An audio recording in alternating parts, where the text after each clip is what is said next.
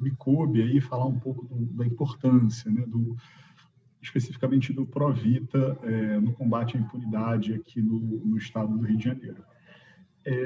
Fica muito difícil assim, a gente pensar no programa de proteção, na eficácia dele, né, sem ter uma dimensão do que é hoje a criminalidade organizada no estado do Rio de Janeiro. Então, eu separei um material que foi trazido aí a público do The Intercept, né, e a partir da plataforma Fogo Cruzado, para que a gente entenda um pouco o que a gente, na verdade, o poderio, né, do crime organizado e a grande conflagração, né, que o Grande Rio virou, né? Enfim, o Rio de Janeiro sempre foi uma cidade extremamente violenta, né? Com conflitos entre grupos civis armados, mas a gente tem hoje cada vez mais uma situação mais complexa.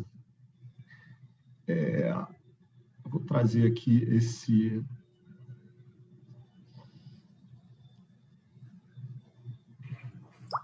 não apareceu aqui. Acho que agora vai. Esse mapa, que ele é extremamente rico com relação a essa questão toda da complexidade mesmo do estado do Rio de Janeiro. E a gente tem, infelizmente, aliado a isso, né, uma forte desinformação mesmo da grande mídia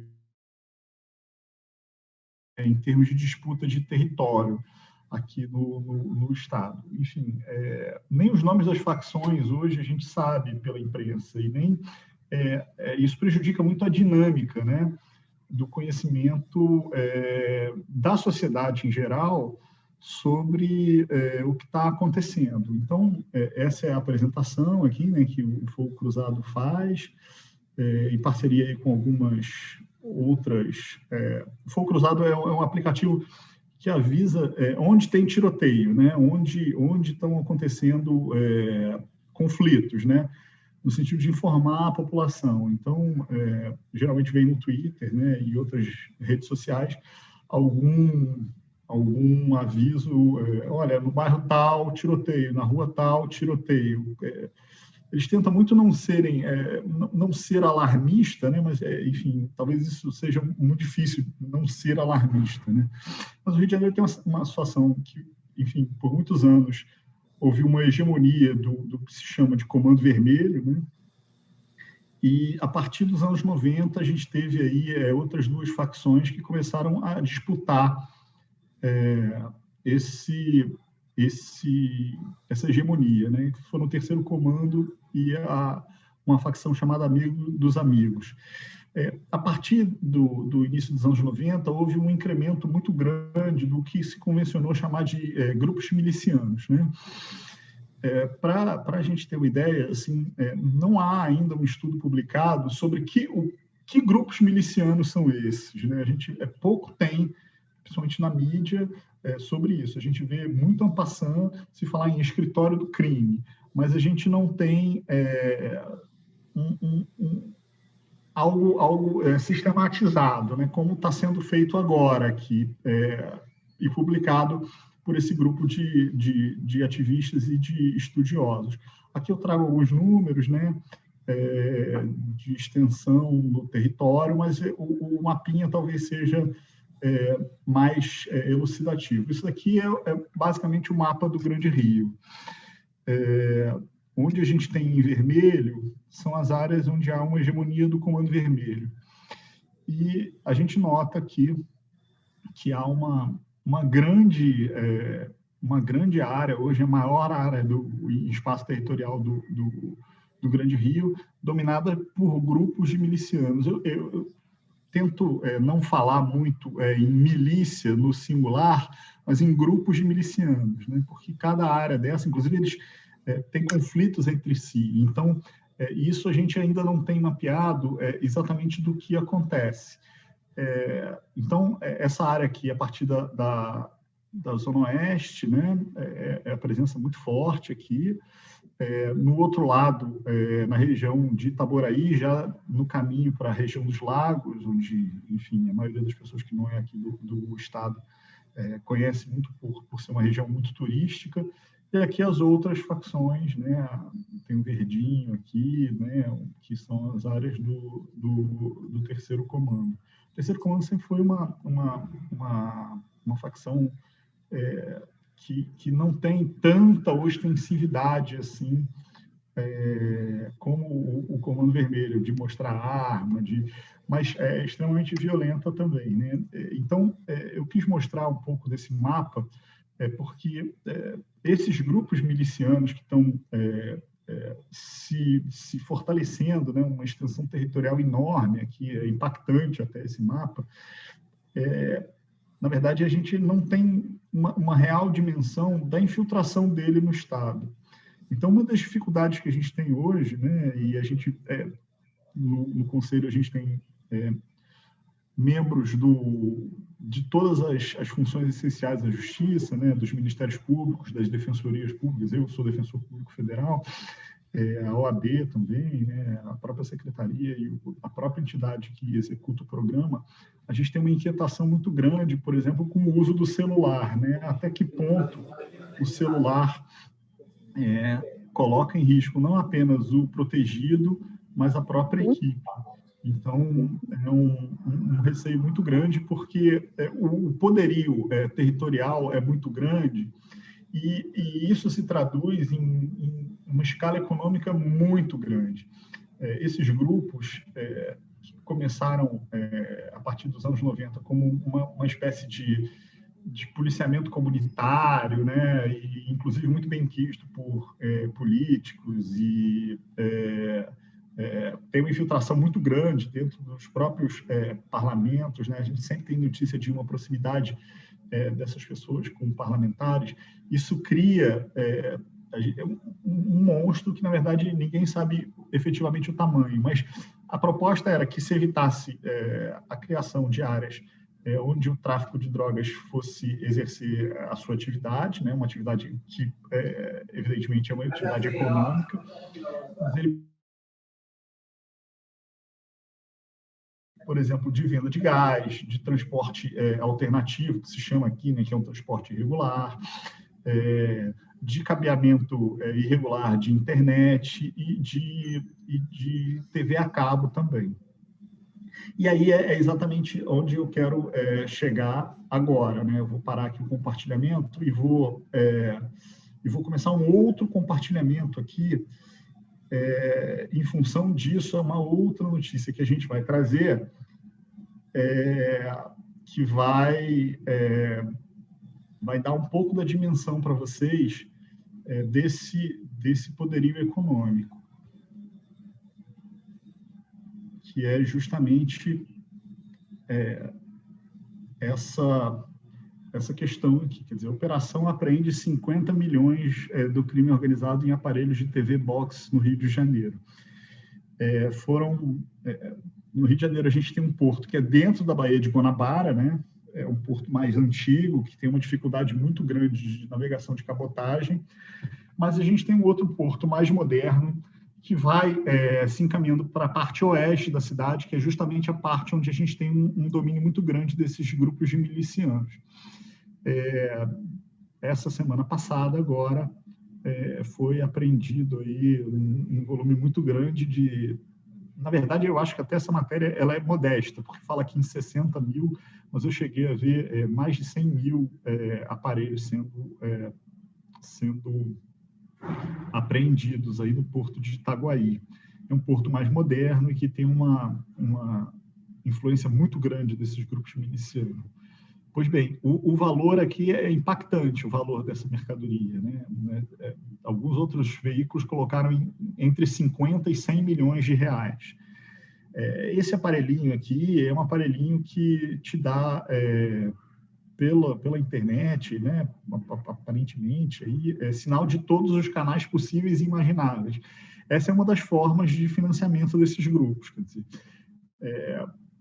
não é raro, né? Há, inclusive, o corte dos fios do fornecimento regular desses serviços e uma imposição para que os moradores adquiram diretamente desses grupos milicianos, a partir de mensalidades pagas a uma coisa chamada Associação de Moradores, né?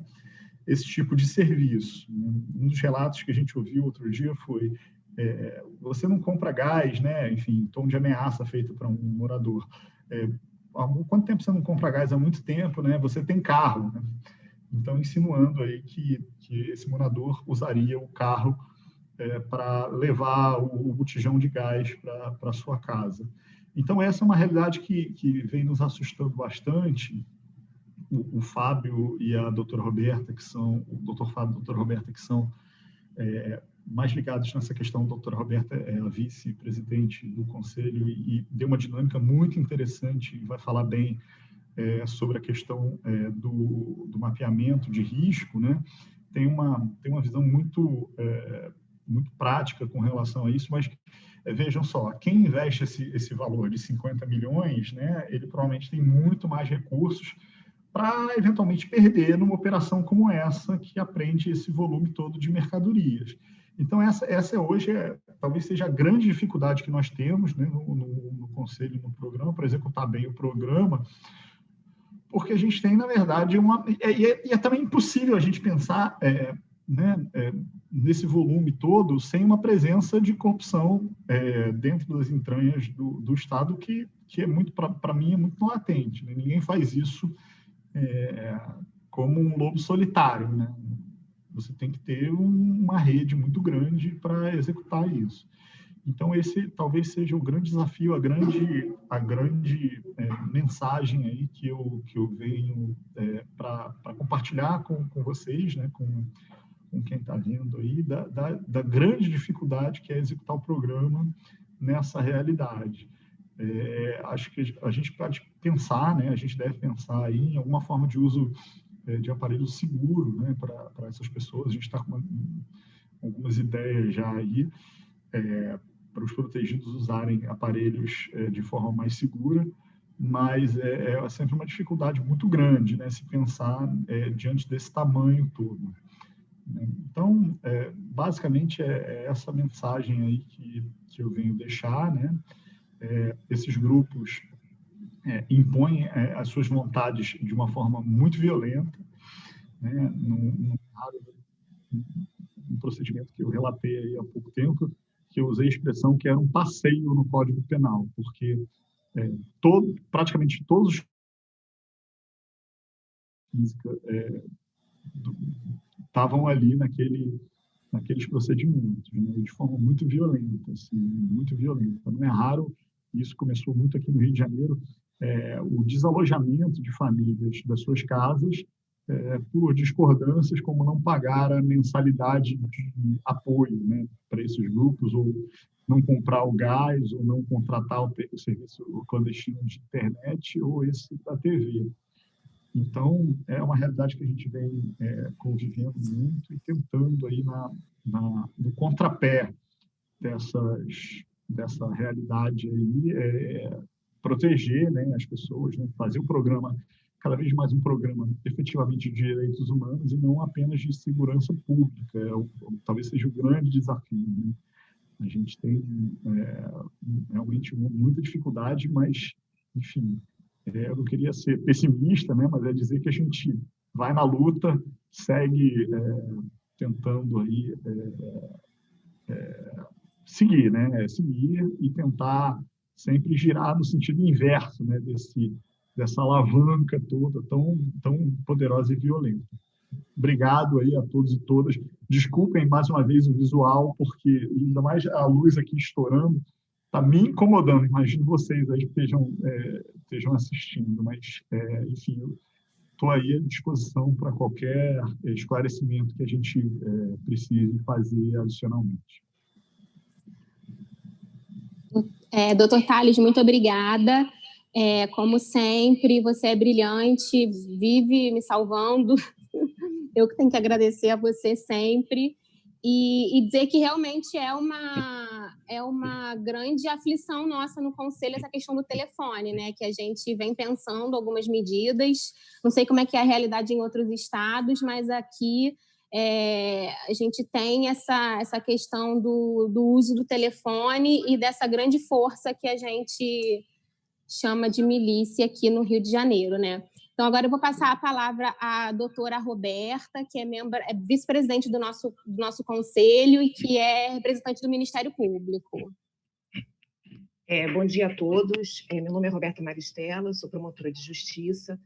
Estou na subcoordenação do Centro de Apoio Operacional às Promotorias Criminais, então a gente atua num apoio a todas as promotorias criminais do Estado, de todas as temáticas, júri, promotorias criminais, juizados, e nesse sentido também o Centro de Apoio passou a fazer parte do Conselho Deliberativo do Programa de Proteção a Testemunhas. Então, desde 2017, eu tenho participado das reuniões do Conselho, fiquei na presidência por 2 anos e agora estou como vice-presidente.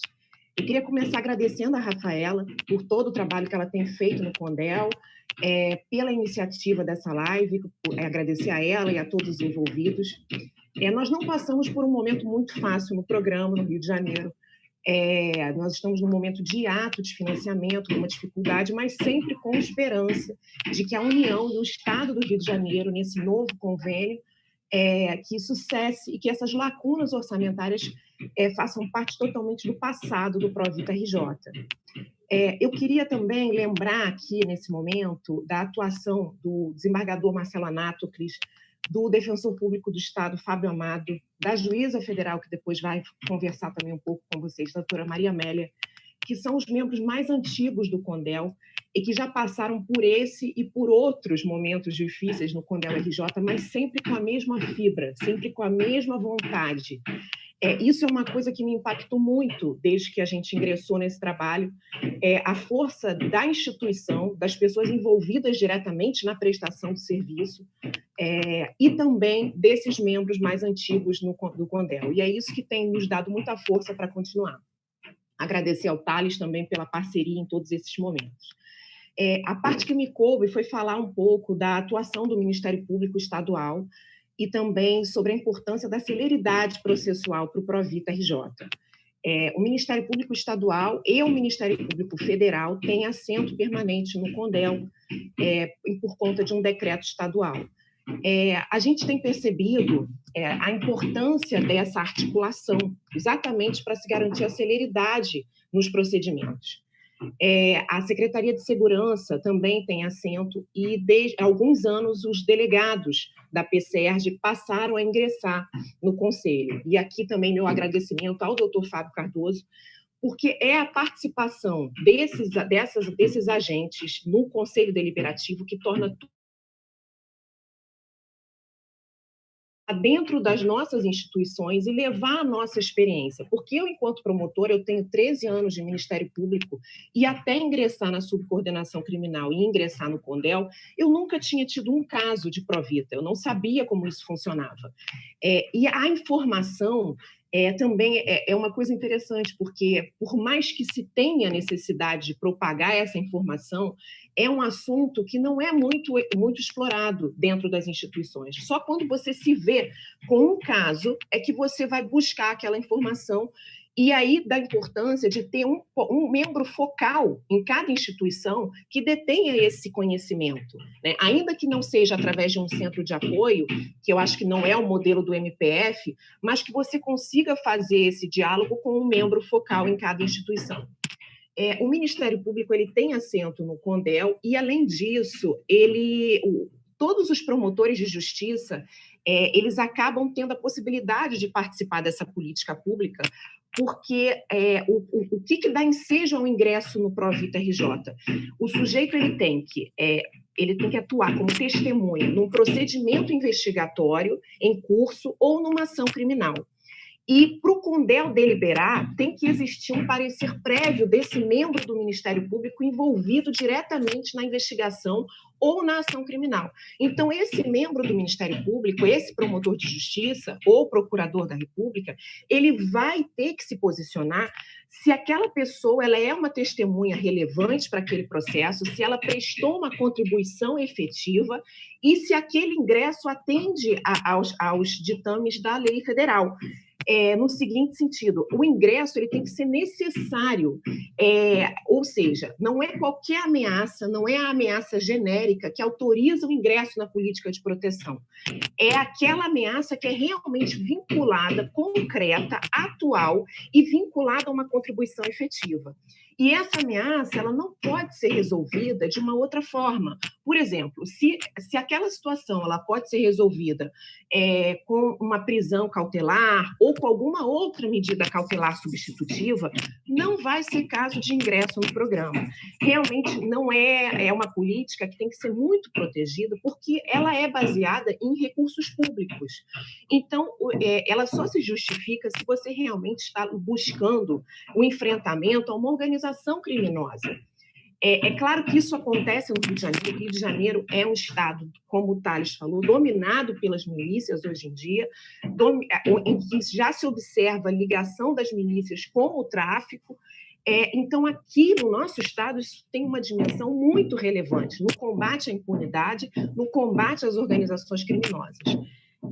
E o que se busca com esses eventos, e eu acho de suma importância, é a divulgação dessa informação, não só para as pessoas, mas também para as portas de entrada, sobre a existência do programa. O programa existe, ele existe fundado no Conselho Deliberativo, que é formado por diversas instituições que deliberam de uma forma independente sobre o ingresso, permanência e exclusão dessas pessoas. Então, eu queria falar também um pouco sobre o mapeamento de risco que o Thales falou. O MPRJ, ele acompanha o Provita em diversas frentes. A participação dos promotores existe em cada caso concreto. O CAU Criminal atua no CONDEL. Hoje em dia, o GAESP-MPRJ também tem um inquérito civil que acompanha essa situação orçamentária e financeira do programa. E nós conseguimos uma parceria com a CSI-MPRJ, que elabora mapeamentos de risco, estudos de risco específico, para fundamentar a atuação do promotor de justiça, para ele dizer ali, baseado naquele mapeamento de risco, se é necessário ou não o ingresso daquela pessoa no programa. E isso também serve de base à atuação do Conselho Deliberativo. Então, é muito importante que esse trabalho continue. Isso tem fortalecido não só a atuação do MPRJ, como uma posição do CONDEL. Eu preciso falar também da Resolução 93 do CNMP. A Resolução 93 do CNMP, ela dispõe que esses procedimentos eles têm que ser prioridade para o promotor de justiça, justamente porque é dinheiro público, é um programa ficam indefinidamente no Provita. Então, aqueles procedimentos investigatórios ou ações criminais que tenham uma testemunha no programa, eles têm que ser de conhecimento daquele promotor e ele tem que assumir o controle daquele procedimento para que aquilo tramite de uma forma célere. Porque para garantir a rotatividade de vagas do programa. Então, isso, desde que nós entramos no CAU Criminal, a gente tem buscado também essa interlocução com o promotor para que ele compreenda que tem que ter uma postura mais célere, mais proativa naquelas ações criminais ou nas investigações. Além disso, o CAU Criminal também tem procurado passar a informação sobre o programa para os promotores e para os servidores em formação, e para os servidores do Ministério Público em formação, né? Porque é essa transmissão de conhecimento que vai garantir essa celeridade. Ou seja, se você está designado para uma promotoria de justiça, procure saber quais os procedimentos que tem uma testemunha no Provita, né? Se você vai sair daquela promotoria de justiça, transmita esse conhecimento para o seu sucessor.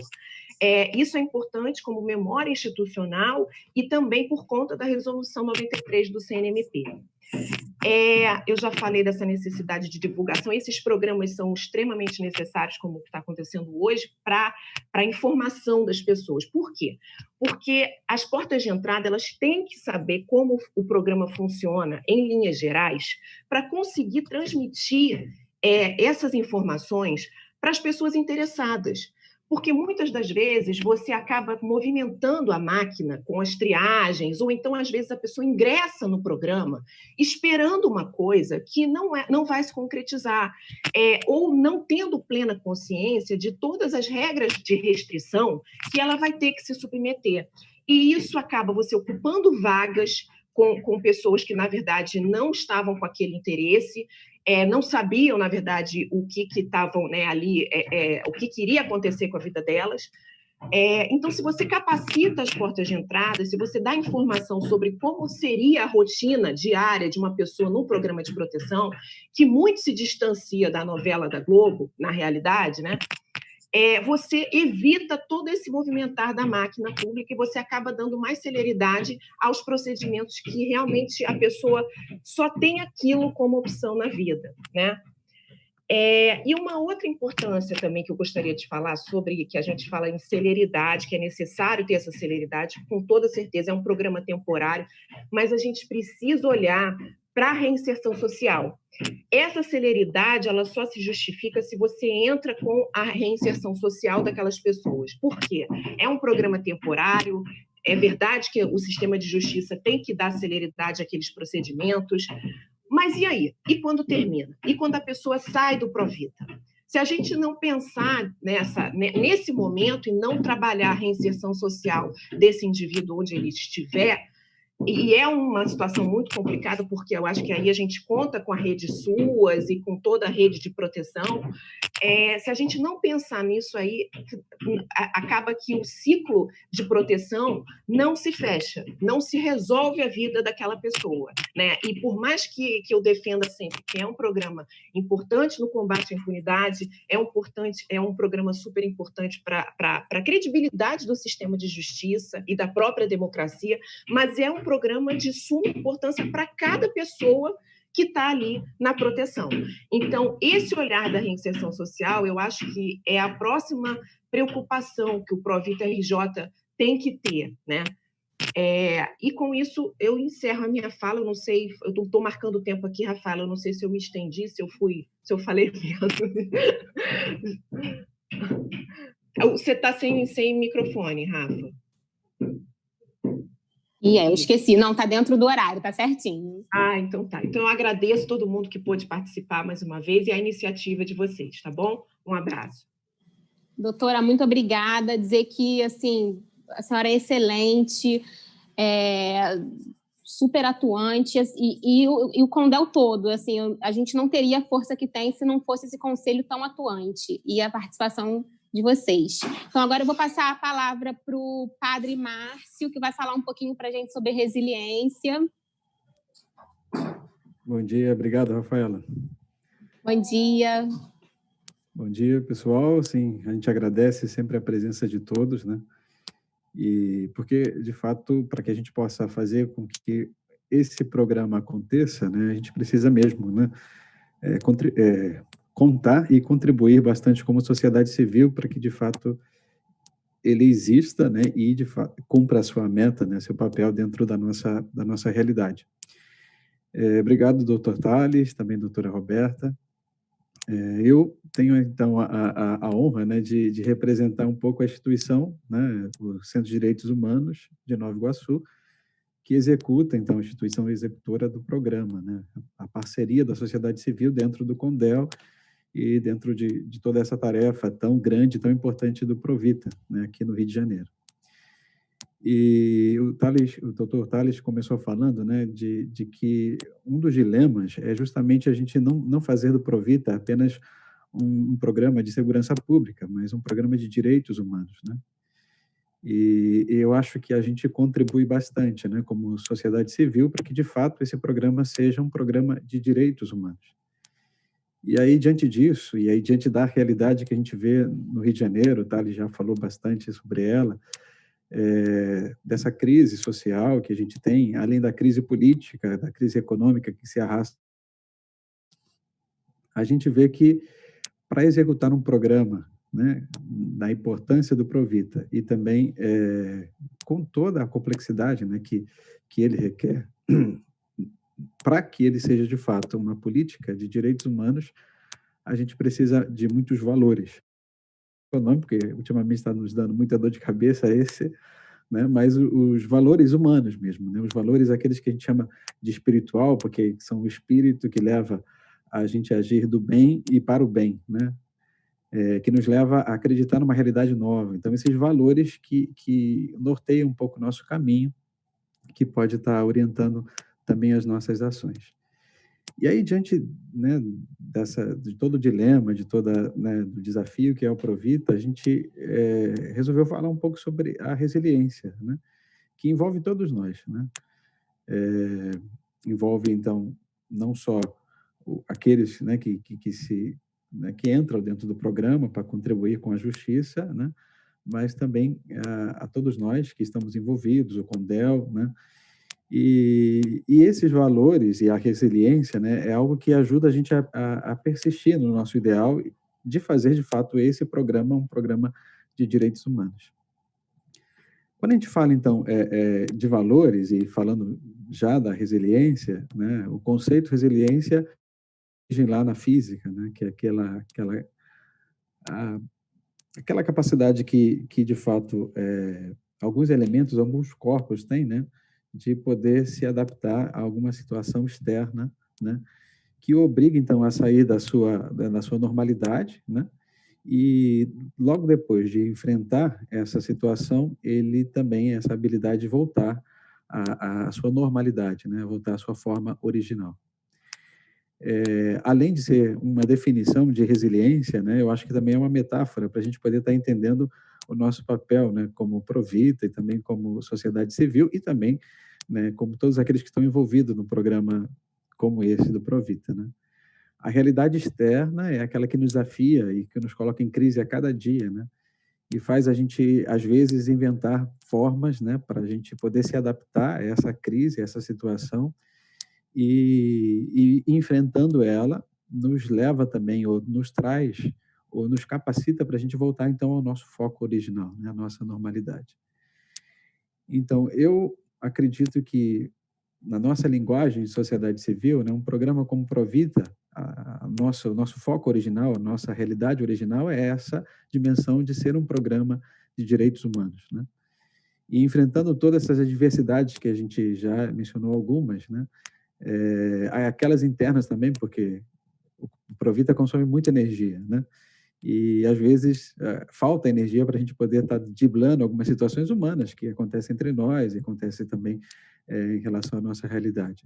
Todas essas situações colocam, então, o nosso foco em crise, e se a gente não tiver, de fato, a capacidade de voltar, depois de enfrentar essas crises, né? De enfrentar essa situação, de voltar ao nosso foco original, né? De ser um programa de direitos humanos, a gente perde o rumo.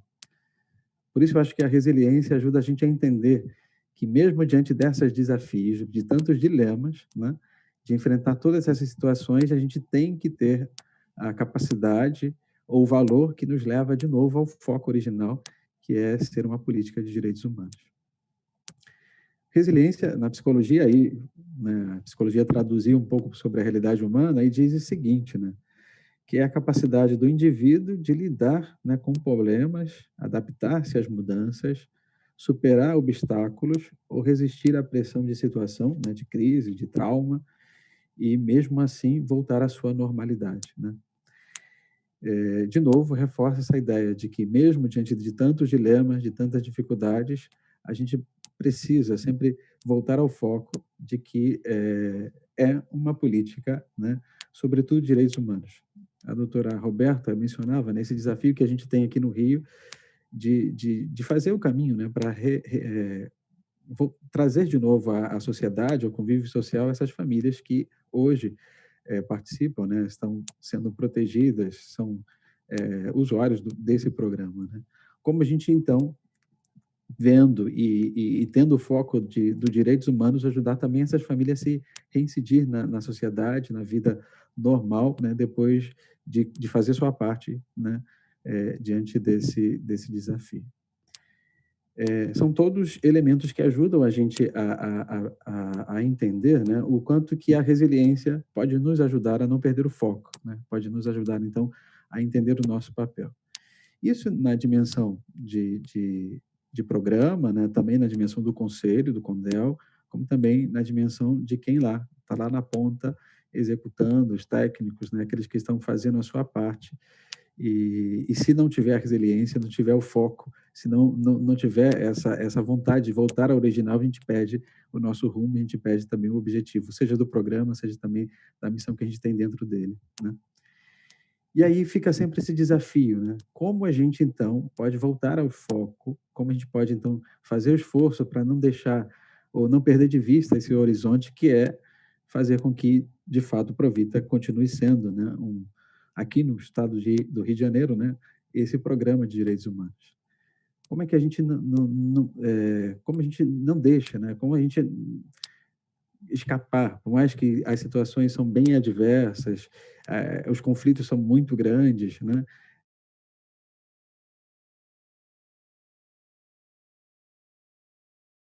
Né, e o objetivo do nosso papel dentro do Provita. E aí eu acho que falando um pouquinho, né, sobre a instituição, né, um pouco da missão que a gente tem,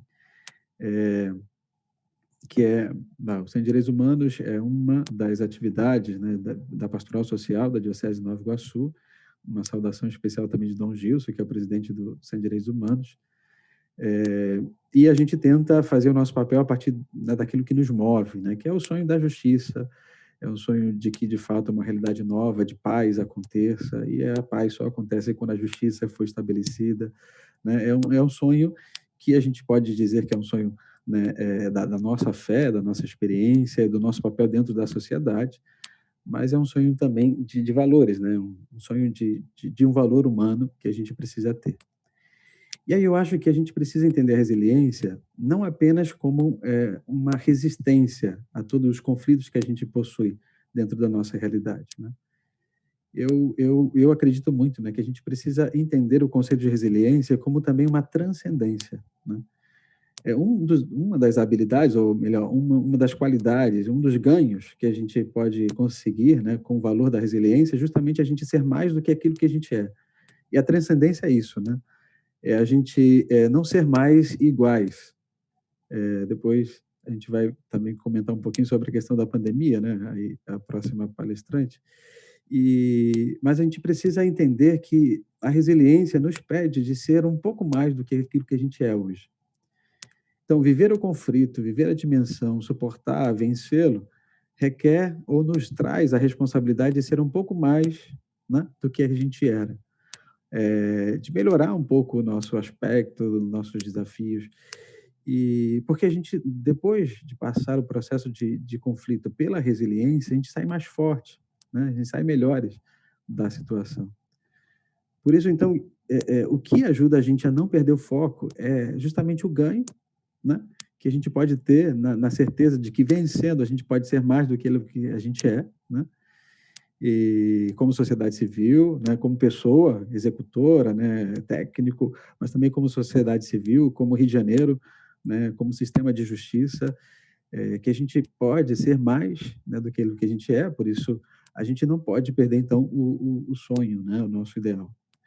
Na nossa linguagem, a linguagem, né, eu sou padre, então a gente fala que a fé ajuda muito a gente a ser resiliente, né? E eu gosto de dizer sempre que a fé não é um monopólio da religião, né? Quando a gente acredita, né, numa realidade como a do Rio de Janeiro, né, numa realidade com menos impunidade, uma sociedade mais justa, isso é fé, né? E trabalhar para que isso aconteça é trabalhar pelo espírito da fé que nos move, né?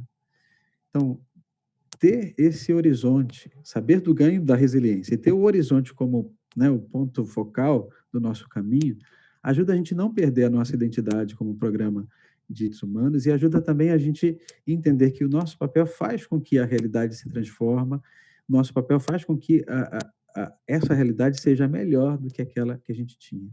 E isso é uma questão de fé. Uma fé né, no fim da impunidade, uma fé numa realidade mais justa, uma fé numa realidade de paz.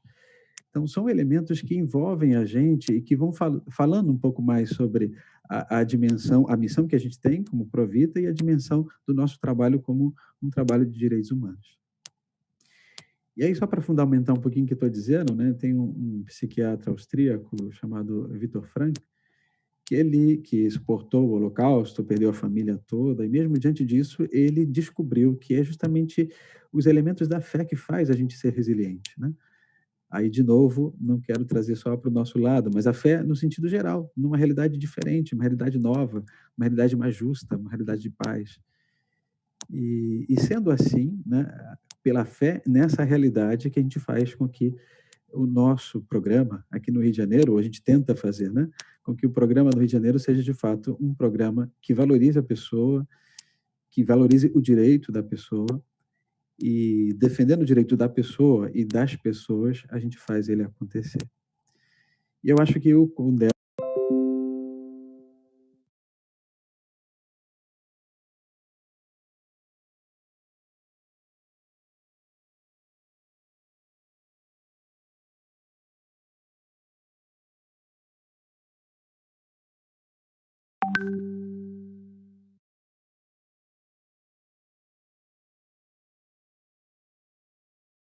do Conselho temos, nós, membros do Conselho em si, não temos tanto contato direto assim com os sujeitos em proteção, mas, eventualmente, ele se torna necessário, são pessoas que estão num momento muito delicado de suas vidas e que vivem em situação de temor, por motivos óbvios. Então, a dificuldade de contato entre a equipe e essas pessoas só fez agravar esse estado emocional de pânico dessas pessoas. Então, assim, nós seguimos com essas restrições. A equipe em si, e agora eu passo a relatos da equipe técnica, não é propriamente uma vivência pessoal minha, mas um relato da equipe, os relatos da equipe técnica. A equipe técnica passou a trabalhar de forma remota, porém, em nenhum momento interrompeu a visitação aos sujeitos em proteção. Então, a própria equipe faz questão de registrar que, pelo menos até hoje, e até onde nós saibamos, não há registro de casos de Covid-19 entre os membros em proteção, o que é uma fala de sucesso, não só pela responsabilidade do programa para com esses sujeitos, mas também o que significa que eles, de alguma forma, estão acatando as medidas de restrição de contato, de circulação, o que é bom para eles do ponto de vista sanitário, mas também é bom no que diz respeito à preservação do sigilo, da sua proteção. Entretanto, a equipe, como consequência dessa necessidade de deslocamento em momento de pandemia, chegou em um dado momento que 70% da equipe técnica esteve contaminada por Covid. Então, por aí vocês veem que as dificuldades só aumentaram. Mas, além dessa questão em si, das dificuldades de circulação decorrentes das medidas restritivas, a gente tem um outro aspecto grave, que já existia antes da pandemia, mas que a pandemia só fez aumentar, que foram as restrições orçamentárias. Esse é um problema constante do programa de proteção à testemunha, que é a inconstância do pagamento, da renovação do convênio, é sempre uma incerteza. Os convênios, a meu ver, são renovados por tempo breve, por tempo curto. Então, quando vai chegando o fim do prazo de duração é aquela corrida para lutar pela renovação. Sempre há um vácuo entre o período de extinção a data de extinção da vigência daquele convênio e a assinatura de um novo convênio. Ou seja, a gente está sempre correndo atrás do dinheiro. A verdade é essa, estamos sempre correndo atrás do dinheiro. Isso não é uma novidade da Covid, mas foi agravada agora. Tivemos, durante muitos anos, a dificuldade porque o Estado do Rio de Janeiro não trazia sua parte, porque, teoricamente, os estados entram com 50% dos recursos, a União Federal com outros 50%. Durante muitos anos, o Estado do Rio de Janeiro não pactuou, não contribuiu, o convênio era basicamente mantido pela União Federal, o programa aqui no Rio de Janeiro era basicamente mantido pela União Federal. Quando a gente consegue, através da Alerj, uma verba, essa verba não chega. Custou entrar, efetivamente, o dinheiro. E aí nós já estávamos em situação de pandemia e já estávamos próximos do convênio vencer. Enfim, foi muito complicado esse momento. Tivemos, inclusive, que chegou além do drama pessoal, que é pagar o salário da equipe técnica que realiza todo esse trabalho de proteção, os próprios protegidos. Em dado momento, não havia recurso sequer para repassar os protegidos, tivemos que fazer campanhas para cesta básica, e nesse momento, 2 instituições foram importantes, a Defensoria Pública, que está sempre presente, Defensoria Pública do Estado, e aqui eu agradeço a minha instituição também, que é a Justiça Federal. As 2 fizeram, nesse momento, campanha de cesta básica, que foi imprescindível para garantir a sobrevivência desses indivíduos em proteção. Então, somente agora, em outubro, foi que nós conseguimos que entrassem os recursos do convênio relativo ao mês de agosto e ele novamente foi renovado. Mas a gente sabe que mais à frente a gente vai ter que correr atrás de novo por uma renovação. Então, assim, de uma forma geral, na verdade, o que a gente verifica, é claro que a Covid trouxe desafios próprios que obviamente, iriam respingar com muita agudeza no programa de proteção à testemunha, mas os nossos maiores desafios não estão propriamente nessa questão da Covid. O que nós precisamos é de uma conscientização do poder público, ou dos poderes públicos, e de todas as esferas envolvidas, primeiro, na questão da estabilidade quanto à renovação dos convênios, na necessidade de que todo esse processo burocrático seja sempre acelerado para que o programa não fique nunca descoberto, ou seja, a proteção não fique em descoberto. Agora, é preciso também que a gente aprimore a articulação dentro das esferas de poder entre todos os órgãos públicos que, em algum dado momento, vão ser necessários para aquele indivíduo em proteção. Então, hoje nós temos graves dificuldades de articulação, por exemplo, na área de saúde, para continuar na minha seara, que é a saúde. Porque aquele indivíduo que precisa manter o sigilo sobre a sua identidade original, ele precisa ser atendido nas unidades de atenção básica, nas unidades de média complexidade da saúde, e nós precisamos realmente implantar um pacto que seja nacional, entendeu? Para que a gente não fique sempre na dependência da compreensão das unidades locais, das necessidades do programa, um pacto que seja nacional, que garanta o atendimento desse indivíduo em todas as unidades de saúde, em que a sua identidade não seja ali exigida, ou que seja possível criar um cartão nacional de saúde a partir de dados fictícios daquele indivíduo. Nós ainda não conseguimos implantar isso no sistema de saúde em termos nacionais.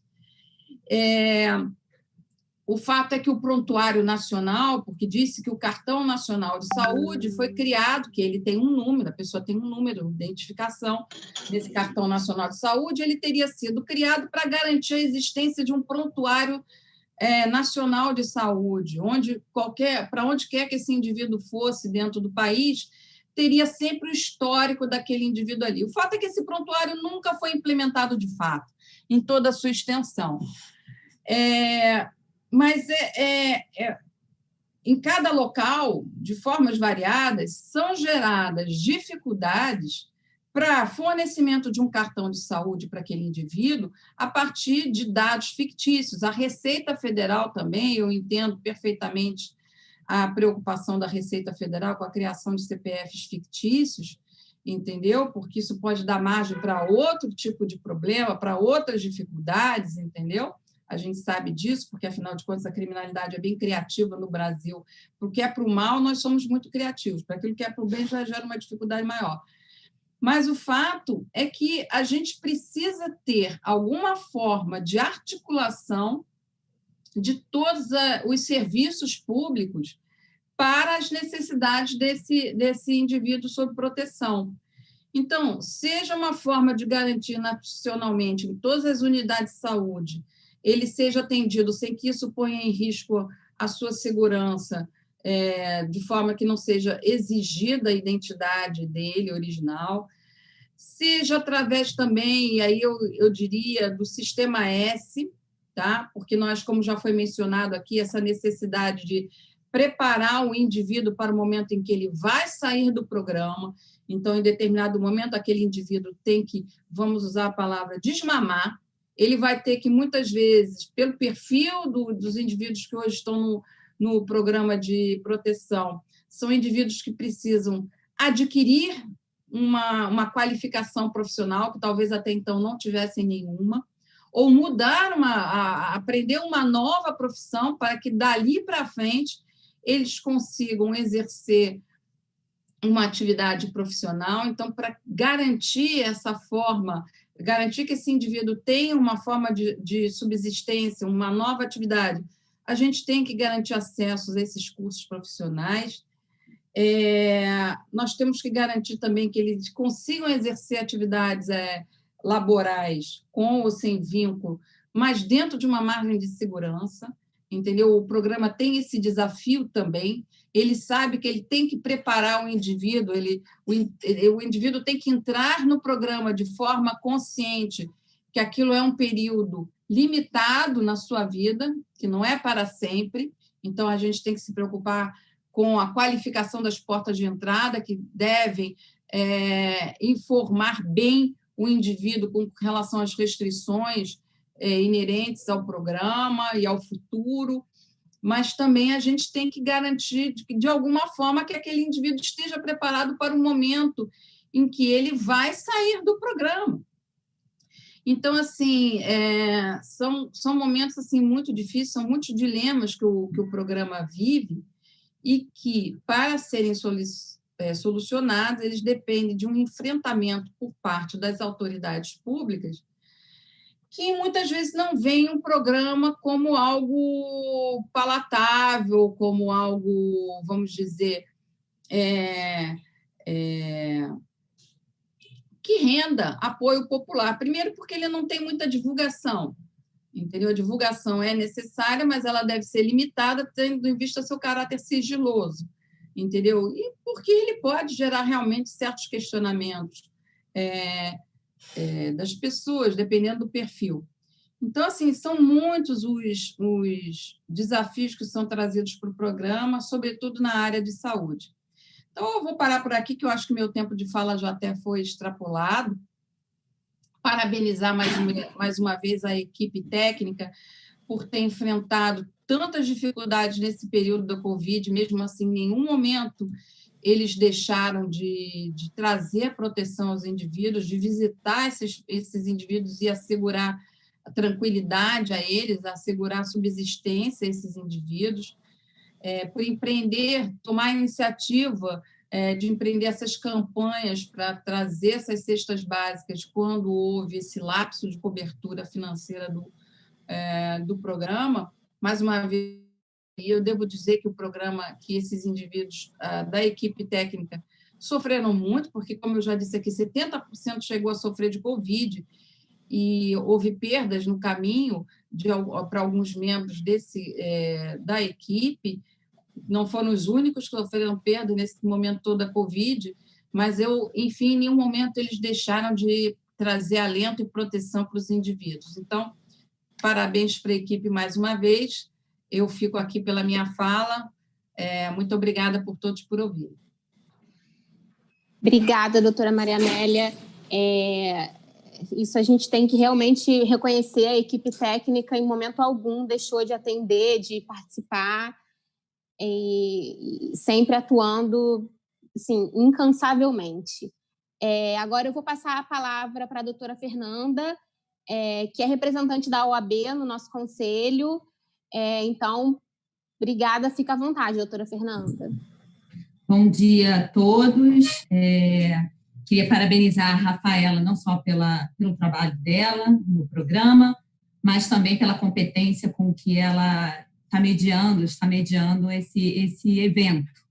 Queria cumprimentar a todos, não apenas aqueles que eu ocasionalmente, de vez em quando, encontro nas sessões do Conselho, mas também a todos que estão aqui presentes, virtualmente presentes, né? Que agora estamos todos quase sempre virtualmente presentes, e cumprimentar e agradecer por estarem aqui participando desse evento.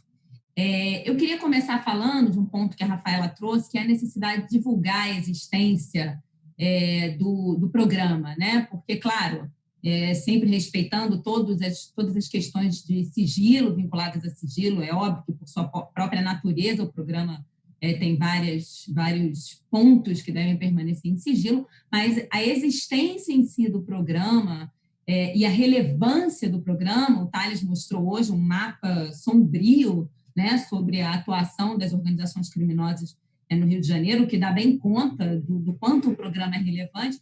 Então, eu acho que a existência e a relevância do programa devem, sim, ser divulgadas, porque me parece, se a gente perguntar para pessoas em geral da sociedade civil, pouca gente sabe que existe um programa de proteção à testemunha no Brasil. Então, eu acho que isso é importante porque a sociedade civil em geral deve se mobilizar, sim, pressionando, né? Eu acho que o poder público só estrutura corretamente um programa relevante como o de proteção à testemunha quando a sociedade civil sabe que ele existe e pressiona o poder público para isso, né? E aí eu falo da sociedade civil em geral e a Ordem dos Advogados do Brasil também tem um papel relevante para pressionar e deve cumprir esse papel relevante para pressionar o poder público de forma que o programa seja estruturado. Eu acho que todos os que me antecederam, todos, se não me engano,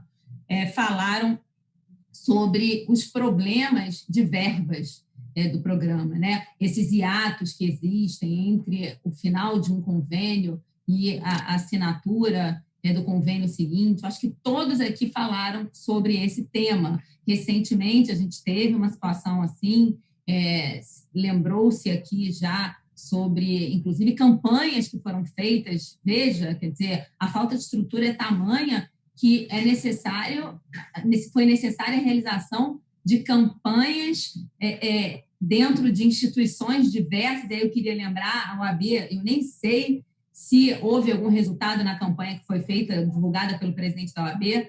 Alguém mencionou aqui que foi feita na Justiça Federal, na Defensoria Pública. Eu queria lembrar que a OAB também participou da campanha.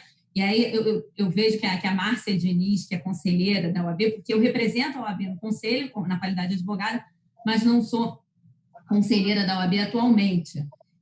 Então, Márcia, eu já digo, eu não sei se houve resultado dentro da OAB, eu sei que o presidente da OAB fez essa campanha em conselho, e se não tiver tido resultado, você puxa a orelha dos conselheiros que não fizeram essas contribuições. Mas, enfim, eu espero que isso seja cada vez menos necessário, então que eu nem tenha que falar com você para pedir para puxar a orelha de ninguém outra vez, porque é preciso estruturar, é preciso que o poder público estruture. E aí, volto a dizer, eu acho que a pressão da sociedade civil que tenha, que veja o programa como relevante é fundamental, a pressão da OAB e da sociedade civil.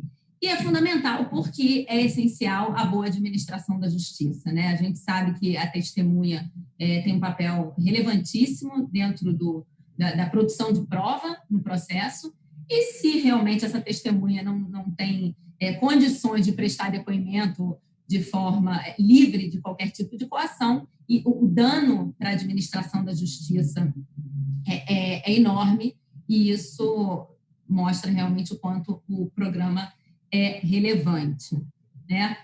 Muito bem. E qual é o papel da Ordem? Por que a Ordem tem um papel fundamental junto ao poder público, fazendo essa pressão para que o programa seja cada vez mais bem estruturado, né? A Ordem é uma entidade de classe, sim, como se sabe, mas, diferentemente de outras entidades de classe, ela não é apenas isso, né? O artigo 44 da Estatuto da OAB, da Lei 8.906 de 94, fala, assim, que é papel da ordem promover representação, defesa, seleção e disciplina dos advogados, mas é papel da ordem também, é um serviço público, e tem por finalidade defender a Constituição, a ordem jurídica do Estado Democrático de Direito, os direitos humanos, a justiça social, pugnar pela boa aplicação das leis, a administração da justiça e pelo aperfeiçoamento da cultura e das instituições jurídicas. Então, está claro que a lei confere, sim, à Ordem dos Advogados do Brasil esse papel, né? E se tem esse papel, e aí eu ressalto aqui a administração da justiça e os direitos humanos, é claro que a Ordem tem que participar, sim, do programa de proteção à testemunha, e aí participar de duas maneiras. E aí eu ressalto já o que eu vinha falando até agora, quer dizer, esse papel macro, né, de estruturação do programa, e também sobre o aspecto micro. E aí vem a necessidade da ordem designar um representante para atuar no conselho, para participar dos debates acerca da inclusão, da exclusão dos candidatos no programa. Por quê? Porque os advogados, isso também está na lei da OAB, eles são indispensáveis à administração da justiça, prestam serviço público e exercem função social. E mais, o advogado, exatamente pelo munus que ele desempenha, ele conhece o processo, né? Ele sabe como que a administração da justiça deve ser prestada de forma correta. Então, exatamente por dispor desse conhecimento, eu acho que enriquece o debate, a presença, lógico, também de todas essas instituições que também participam da administração da justiça, a Justiça, o Ministério Público, a Defensoria Pública, e realmente, fazendo um pequeno parênteses, eu queria realmente parabenizar aqui não só a equipe técnica do Provita, quer dizer, acho que a doutora Maria Amélia que mencionou, o quanto eles são abnegados, essa é uma palavra que eu sempre tenho em mente quando eu penso no Provita. Eles são abnegados, né? Independentemente de qualquer coisa, eles estão ali, eles realmente demonstram gostar, amar aquilo que eles fazem. Então, assim, é emocionante. A Rafaela já se emocionou hoje, eu quase me emociono falando deles, porque realmente eles são maravilhosos. Mas o Conselho também, né? O Conselho, os integrantes do Conselho desempenham um papel fundamental, representante da Justiça Federal, do Ministério Público, dos Ministérios Públicos, das Defensorias Públicas. Então, isso tem que ser ressaltado. E o advogado, então, o representante da OAB, acho que desempenha também um papel fundamental por isso, por conhecer o processo. E aí eu toco num ponto, Márcia, que eu acho fundamental que a OAB fique muito atenta também. É um ponto delicado, é um ponto que talvez seja polêmico, e eu já fui do Tribunal de Ética e Disciplina da OAB durante muito tempo, e acho que a OAB tem que estar muito atenta ao papel do advogado em situações como essas, em que testemunhas são ameaçadas, porque testemunha, eu nem vou falar, isso seria o óbvio, o ululante, eu acho que não precisa falar, de situações em que advogados, de alguma forma, participem de situações como essa, né? Eu acho que eu não preciso nem esclarecer nada a esse respeito, é óbvio que isso deve gerar uma consequência muito grave.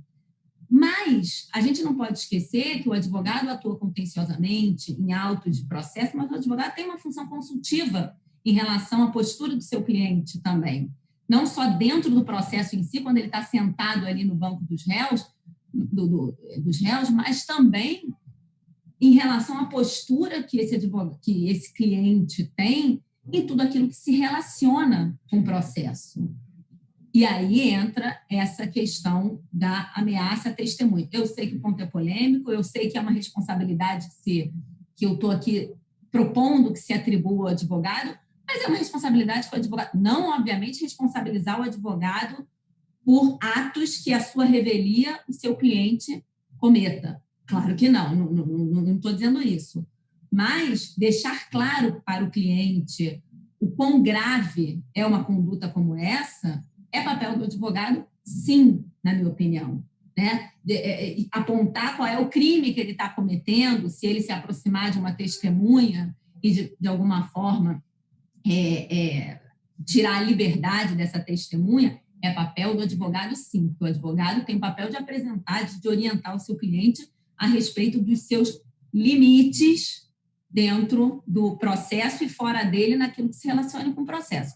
Então, por isso, eu acho que... E quem mais teria esse contato tão próximo com o potencial ameaçador da testemunha que não o advogado, né? Então, nesse ponto, não é o... Claro, é possível que dentro de uma audiência o promotor comente, olha, o senhor não pode, ou o juiz também advirta o réu nesse sentido, mas a relação de confiança que o advogado tem com o seu cliente torna obrigatório, sim, que ele oriente seu cliente e apresente os limites daquilo que ele possa fazer no exercício de sua autodefesa, né?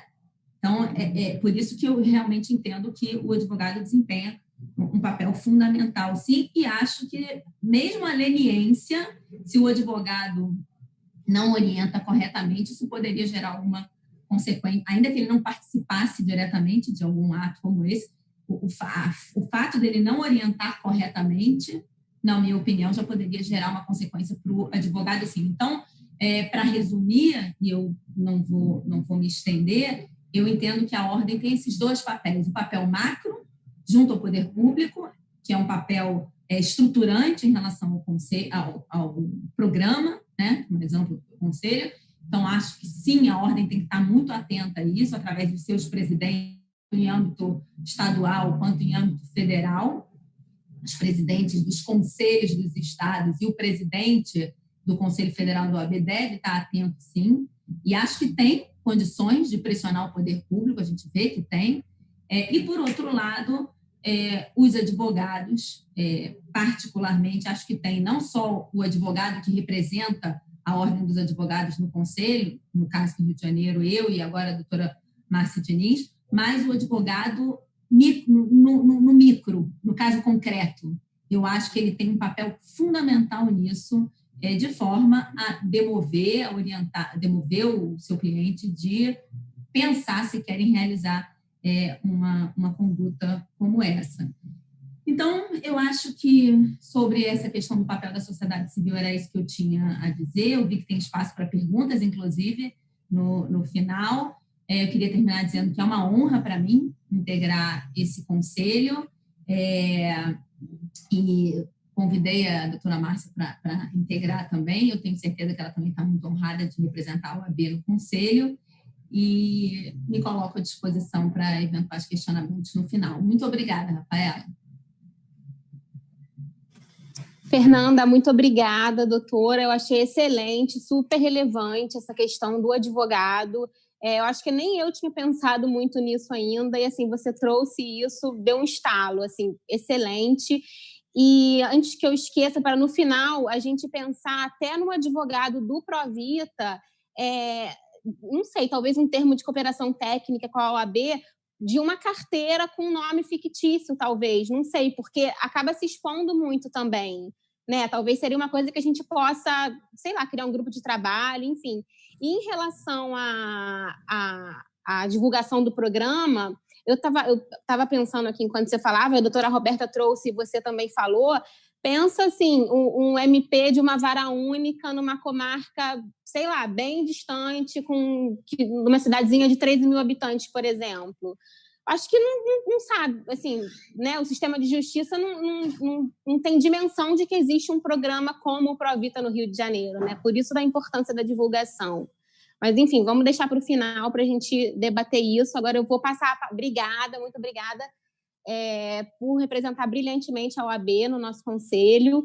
E eu vou passar agora a palavra para o doutor Fábio, que é o representante da Polícia Civil do Rio de Janeiro no nosso conselho.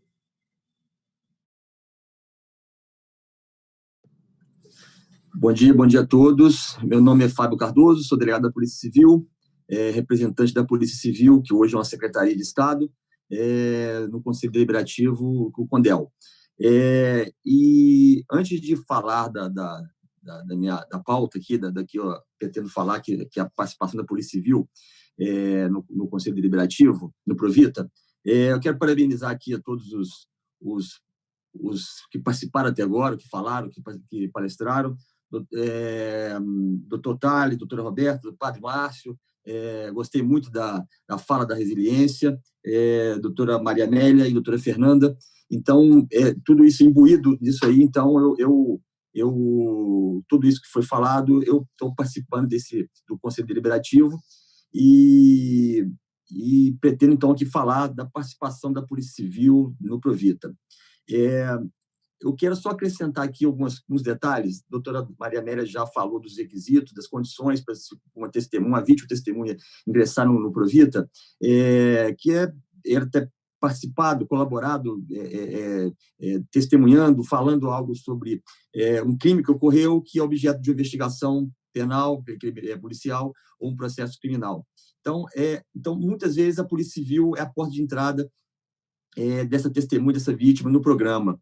E a Polícia Civil, ela vai ter uma certa dificuldade, porque a testemunha, quando ela se depara com esse fato que ela vai ser testemunha, é a Polícia Civil que identifica, que localiza a testemunha. Então, essa testemunha, essa vítima, está ainda muito, como vou dizer assim, crua. Ela não passou por nenhum tipo de preparo, de aconselhamento, de orientação. Então, ela está muito temerosa. Ela está muito temendo a tudo o que aconteceu, já que ela possivelmente ela testemunhou um crime muito grave.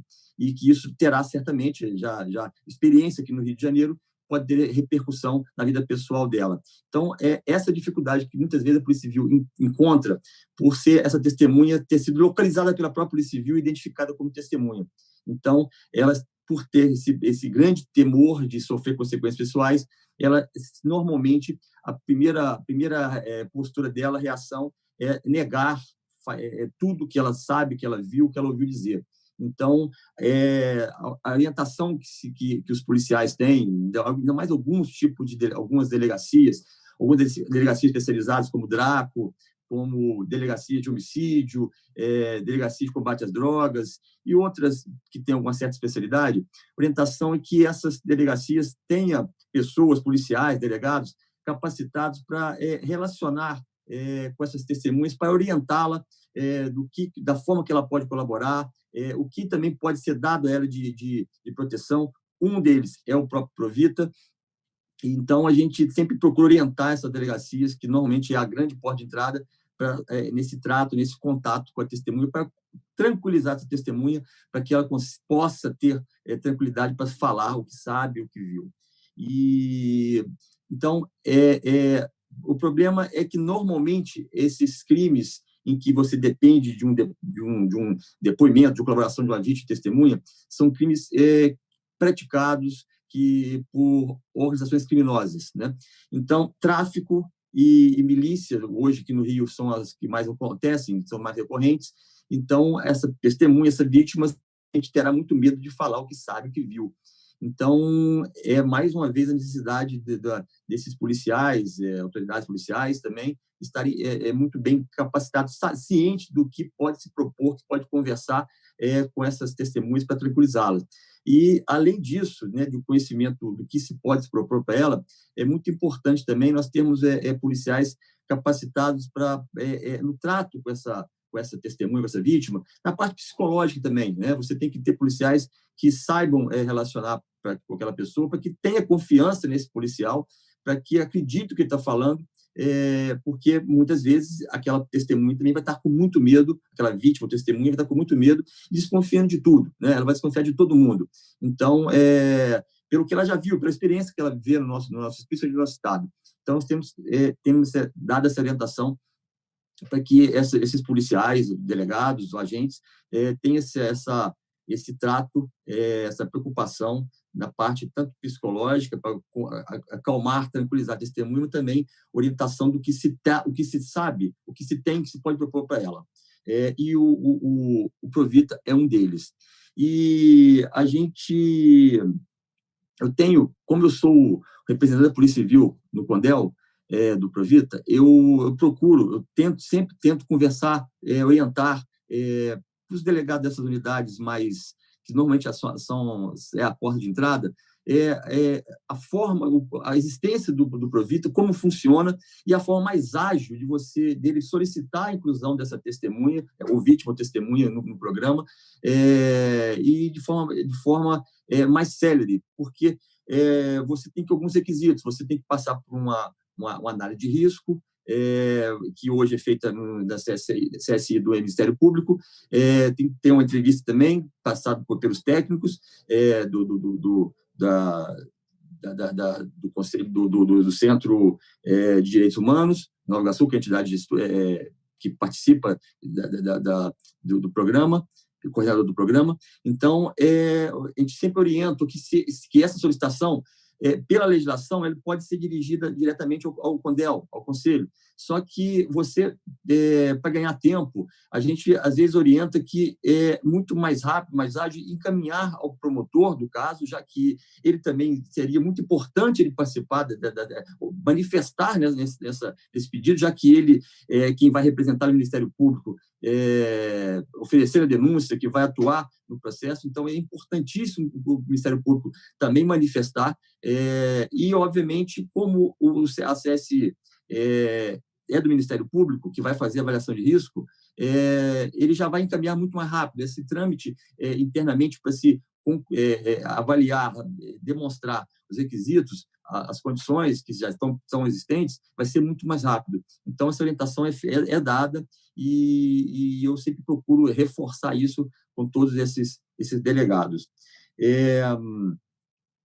E uma coisa que acontece muito é o desconhecimento do programa. Muitas pessoas, muitos policiais, né, delegados, policiais, sabem que o programa existe, sabem que existe o programa, só que é aquela coisa meio de filme, né? Aquela coisa de um ideal, que como é que eu faço para... Eu sei que existe, mas como eu faço para executar isso, para providenciar a atuação desse programa, né? Então, uma coisa que foi proposta no início do ano pelo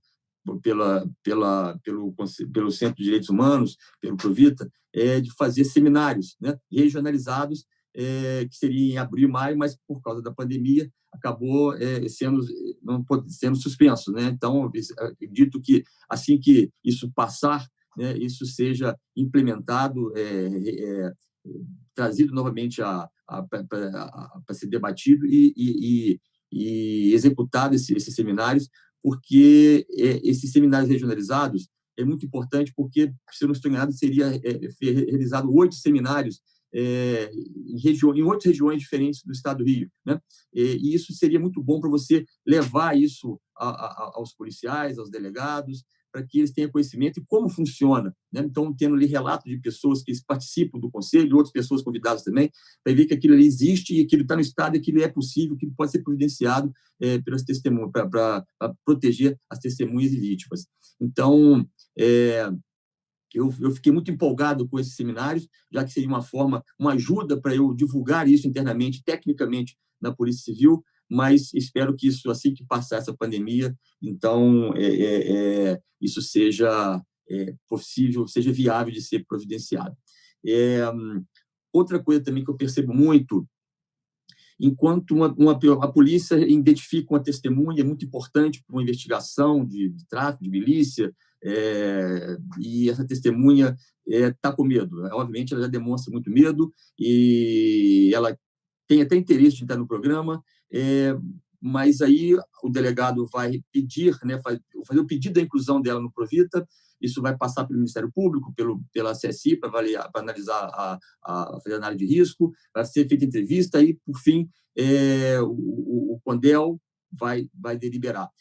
Lembrando que o presidente, obviamente, pode tomar uma decisão, uma inclusão ad referendo, depois do Conselho. Então, isso é possível, mas vai ter um tempo, isso vai precisar de tempo para fazer esses trâmites internamente, que eu acabei de falar.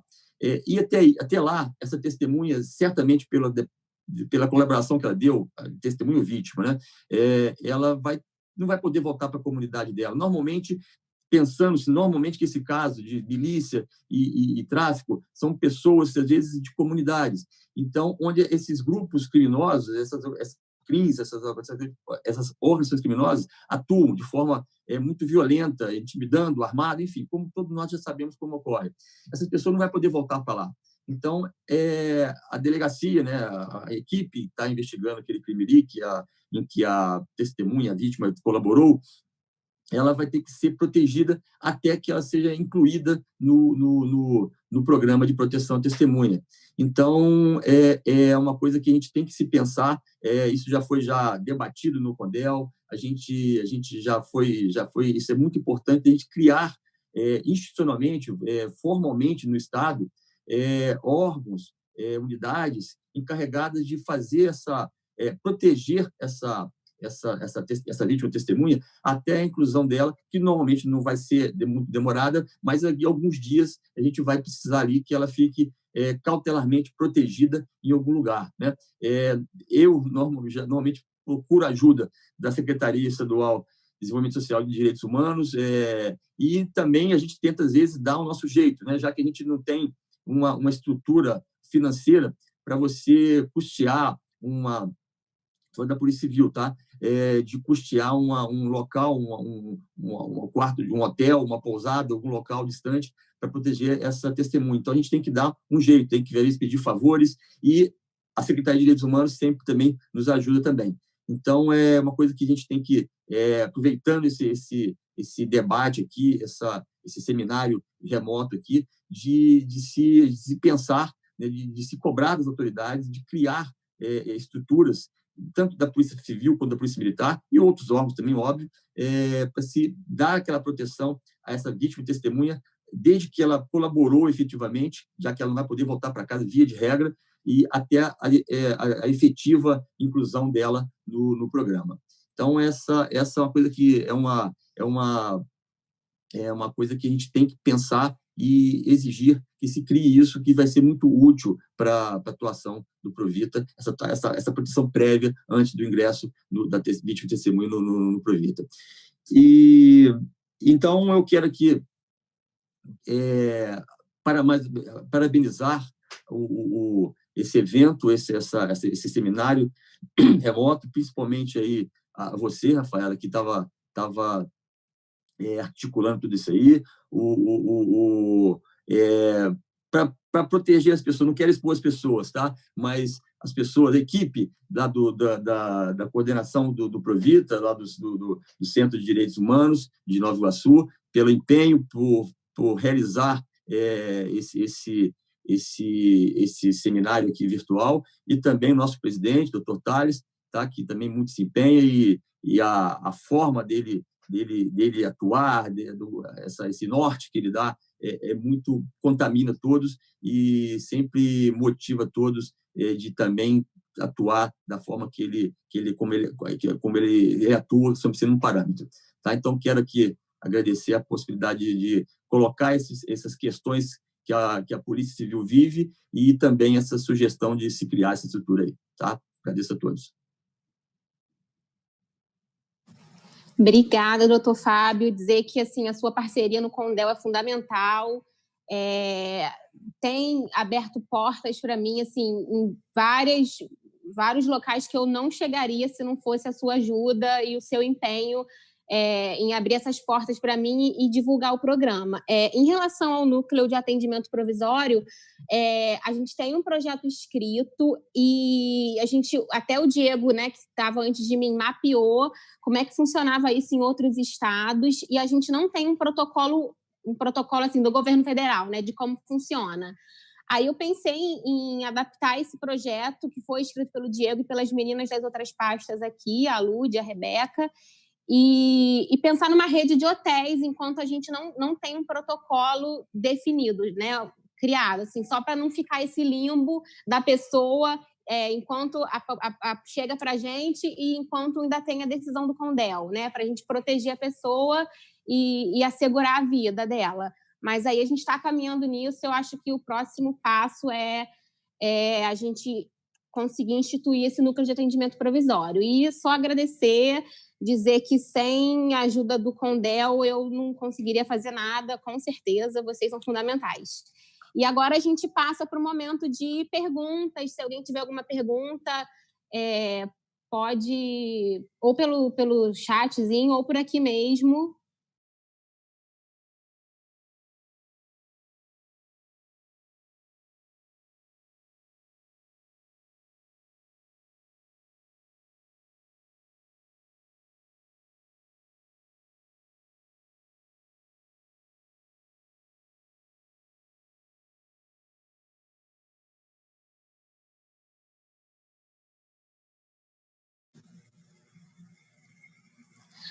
Aí eu também queria aproveitar o momento para até perguntar para a doutora Roberta em relação ao que ela trouxe da divulgação do programa, como se ela sabe como que se dá isso em comarcas que são vara única, se ela já atuou em alguma comarca de vara única e como se ela tem alguma experiência em relação a uma cidade pequenininha, por exemplo. É uma dúvida que eu tenho.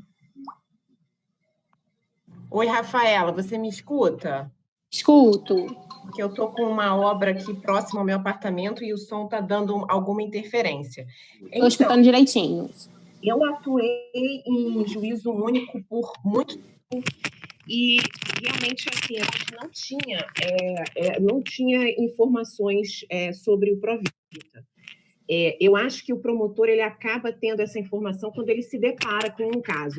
Mas eu vejo avanços, porque hoje em dia, no CONDEL, a gente já tem casos que são oriundos de cidades muito pequenas, né? Então, eu vejo avanços da época que eu atuava em juízo único, que eu desconhecia o Provita completamente, e hoje em dia a gente já tem casos no CONDEL de municípios pequenos. E aí tem aquela outra feição também, né?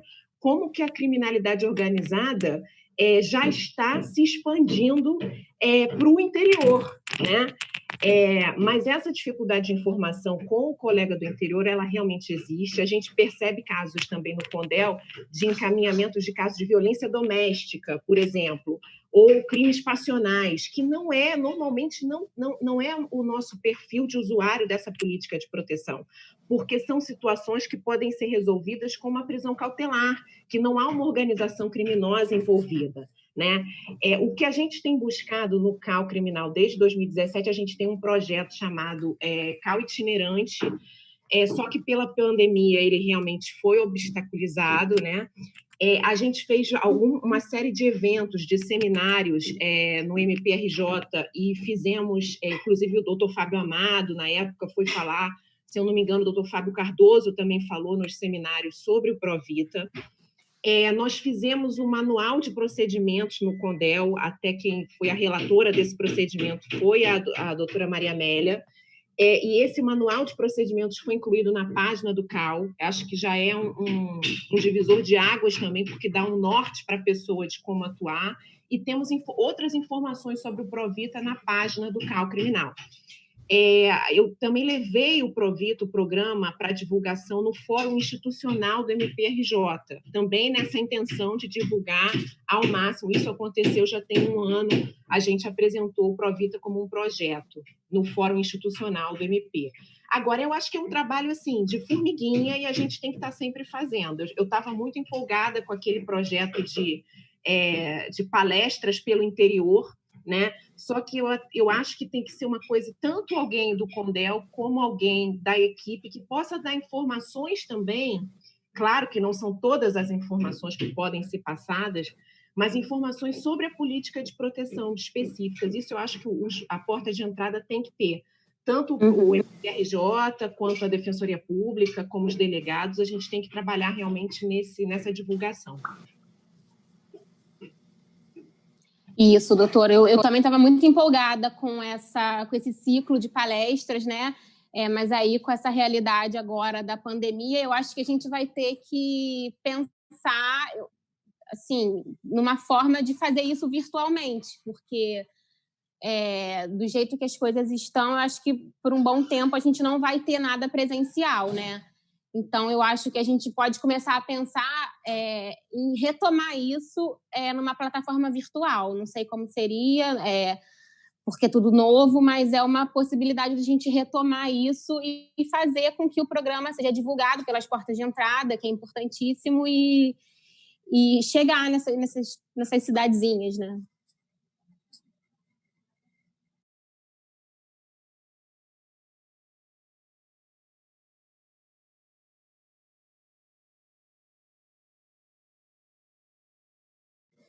Alguém tem alguma pergunta, alguma coisa para perguntar, alguma contribuição?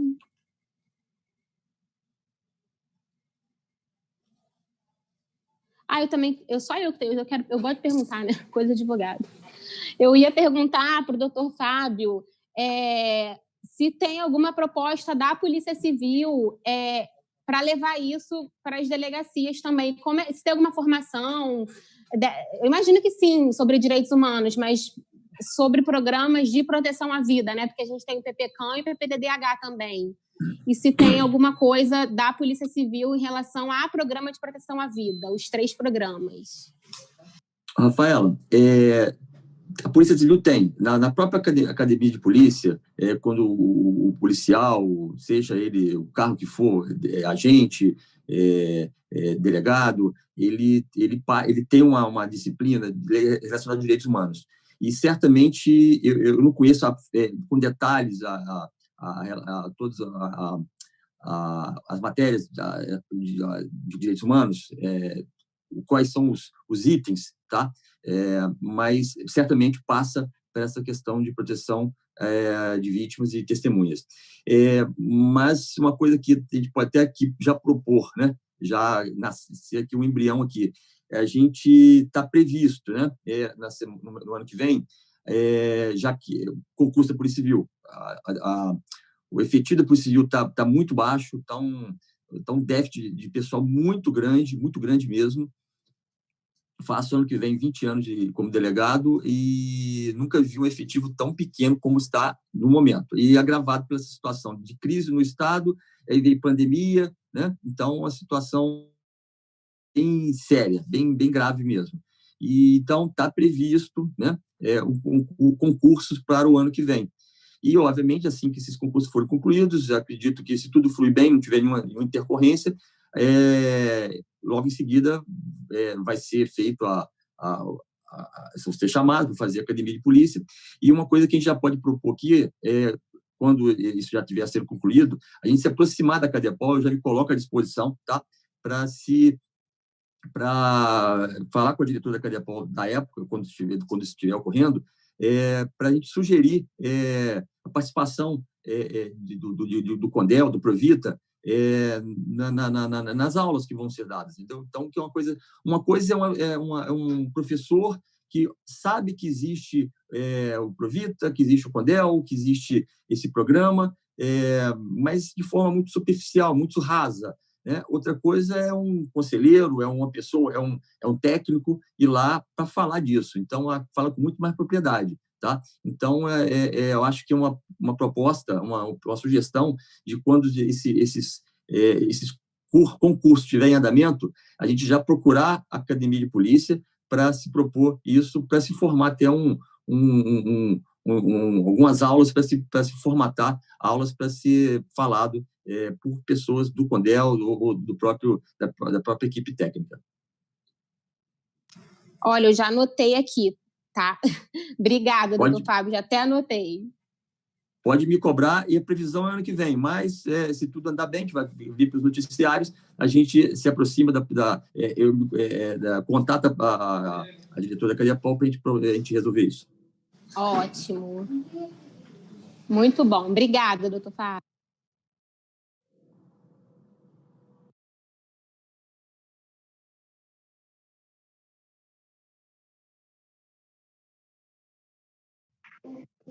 Oi, gente, bom dia.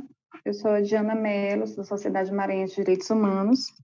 Primeiro, parabenizar o Estado do Rio de Janeiro, com seu Conselho Deliberativo, realmente integrando as possibilidades aí de visão entre Estado e sociedade civil nesse contexto. Acho que é um dos pontos fundamentais que a gente compreende para essa instância, os conselhos deliberativos dos estados, para estarem colaborando, tanto no processo de reflexão de reinserção social dos sujeitos em proteção, como das políticas públicas que devem ser efetivadas para que essa reinserção social e também a proteção das pessoas, na questão mais dita do direito à vida e à integridade física, elas possam ser garantidas, né? Foram várias reflexões trazidas hoje. Eu acho que um dos pontos mais importantes, que foi um grande desafio aí para o Estado do Rio de Janeiro, que vocês trouxeram em algumas linhas, foi o que o Conselho ele pode fazer, como é que ele pode lutar, como é que ele pode se articular para garantir a luta pelos direitos das pessoas nesses momentos em que os convênios e os termos de colaboração não estão vigentes. Eu acho que vocês fizeram uma grande luta aí no Estado e também procuraram, de uma forma articulada, a Defensoria, Ministério Público, garantir o direito das pessoas. Mas se vocês pudessem falar mais um pouco sobre isso, principalmente eu acho que o Conselho fez uma campanha de cestas básicas, eu acho que vocês colocaram isso no momento da fala, mas se foi necessário alguma articulação a nível de Ministério Público para que vocês se garantisse o repasse financeiro e a cobertura das pessoas nesse período. Eu queria que vocês falassem um pouco mais sobre isso e como é que vocês veem o papel do Conselho nesse aspecto. Obrigada.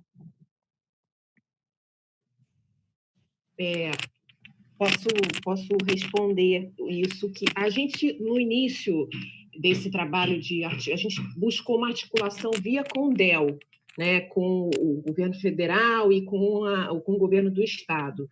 Isso nunca foi, assim, dissociado. Só que chegou um momento que a gente percebeu que você vai até um certo ponto nessa tentativa de articulação política e se fez necessário que o CONDEL informasse tudo aquilo que estava acontecendo para um órgão do Ministério Público Estadual, da tutela coletiva de cidadania. Então, o CONDEL oficiou uma das tutelas coletivas da cidadania, que recebeu isso por distribuição, e esse órgão acabou repassando, pedindo auxílio para um grupo especializado em segurança pública dentro do MP.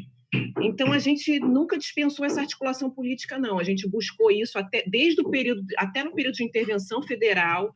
A gente chegou a se reunir com o interventor, a gente chegou a se reunir depois também, mas a gente chegou uma hora que você percebe que alguém que tenha realmente a possibilidade de elaborar um TAC ou entrar com uma ação civil pública pedindo uma medida mais efetiva, e aí isso foi feito, e isso tem sido tocado, esse inquérito civil tem sido tocado pela doutora Andréa Amin, que é a coordenadora do GAESP, e nós já tivemos algumas reuniões muito produtivas, até para entender a questão orçamentária do Provita dentro do governo do Estado, né? Então, acho que o que eu posso dizer é isso.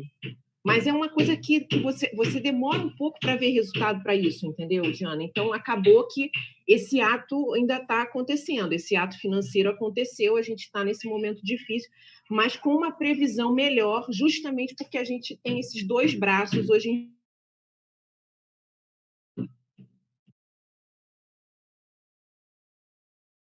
Obrigada. E parabenizar novamente a organização.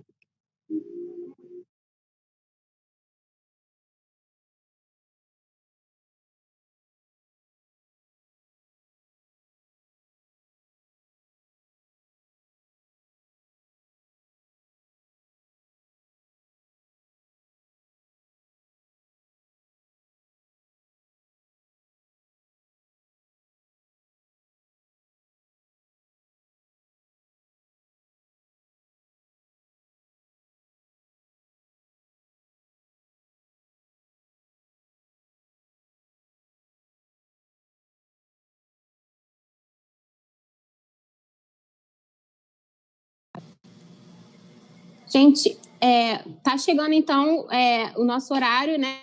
Era de 10 a meio-dia. Se alguém tiver mais alguma coisa para perguntar, para contribuir, para falar, para tirar dúvida, pode perguntar, senão eu vou encerrar e agradecer muito a participação de todos e dizer que que é um trabalho de formiguinha, que a gente vem todo dia na resiliência, como o padre Márcio falou, e na busca, né, de uma sociedade mais justa e fortalecendo os direitos humanos. Se alguém quiser falar, senão eu vou encerrar e dizer que estamos aqui de portas abertas. Eu não sei se eu vou botar meu e-mail no chat, qualquer coisa pode mandar e-mail, pode ligar para cá, que a gente está sempre disposto a ajudar e tocar em frente os programas de proteção. Obrigada pelos parabéns que o pessoal está aparecendo aqui no chat. Então, eu vou encerrar. Bom final de semana, bom feriado. Qualquer coisa, pode mandar e-mail, pode ligar para cá, pode me chamar no WhatsApp. E muito obrigada pela participação de todos.